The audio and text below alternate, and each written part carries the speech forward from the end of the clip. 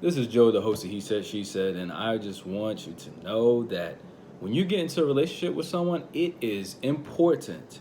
I repeat, it is important that you both are on the same page. If you're both celibate, you need to be able to help each other in the weakest moments. There's going to be some weak moments where you're not going to even want to be celibate. Ooh, did I say that? Yeah, I said it. There's going to be times where you're going to say, you know what? I feel like having sex. I'm horny.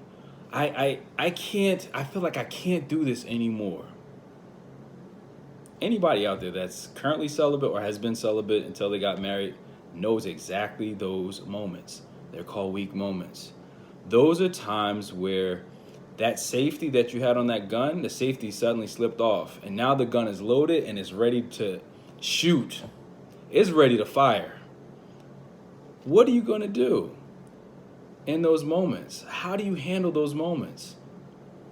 It's in those moments that your partner, the person that you're with, that person that you're in a relationship with, they need to remind you, hey, remember what we promised God. Remember what you promised God. You promised him that you'll do it his way. You gave your word that this is something you're committing to because your body's not your own. According to the word, this is what the word is saying. You were bought with a price, and the price was at the cross. It was paid for at the cross. Jesus died for these sins that we are trying to fight every single day. Die to self, these are the moments where that die to self is tested. But in those moments, even as you get ready to go to sleep, because at nighttime, that's when the tests try to even rile up even more. The tests start to come even more, especially in the mind. The mind is a real battlefield, and it's a battle that you are fighting constantly, and you have to win it. Be honest where you are. I know we have to act like on especially on social media, we gotta act like we have it so together. Listen, I've been celibate for 2 years and 4 months. And there's certain nights where I'm like, you know what, God? Sometimes I get so tempted, it feels like I can question celibacy. And people don't believe that. They think like every night is so perfect. If it was so easy, everybody would be doing this. So it's that much more important to when you enter into a relationship with someone that you're both on the same page. My girlfriend and I were both celibate. It is easier being with somebody that understands those struggles, understands and say, yo, hey, look, I've been there. I understand what you're going through. We're going to get through this together. It's easier to get through it that way rather than being with someone that has no idea where you're coming from. They're looking at it like it's a foreign thing. And let me also be clear, celibacy is not a just me thing or just the people that are very vocal about it up here on social media. It's available to everyone. It's not that you can't do it, to be completely honest. It's the fact of the matter is that you won't do it.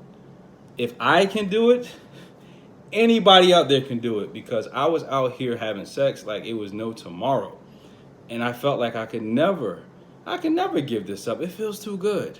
But let me tell you something. If you give up something that feels that good for just a little bit of time. What is time? Time is relative. If we're here for 80, 90 years. What's a year? What's 2 years? What's 3 years? What's 5 years? To 90 or 80 years or however long God has us on this earth. So are you willing to sacrifice that little bit of pleasure for a lifetime of rewards, for the great rewards that God has for you? And it's imperative that you do that. If you select celibacy and purity as a journey, that you're journeying with somebody that is walking the same direction as you. It's time for us to be walking with people that's walking in the same direction. And if you look at your circle, if you look at your partner and you're not walking in the same direction, it's better to walk away now than try to get up the road and realize that the fork is what separated you, and you should have went left and they went right, or if you were supposed to go to right and they went left. As bad as it sounds, Sometimes a split is necessary. And sometimes you know that the split is necessary, but the longer and longer you delay, the longer and longer you're delaying where you're supposed to be in your life. Is it worth it? Will it be worth it? Answer that question.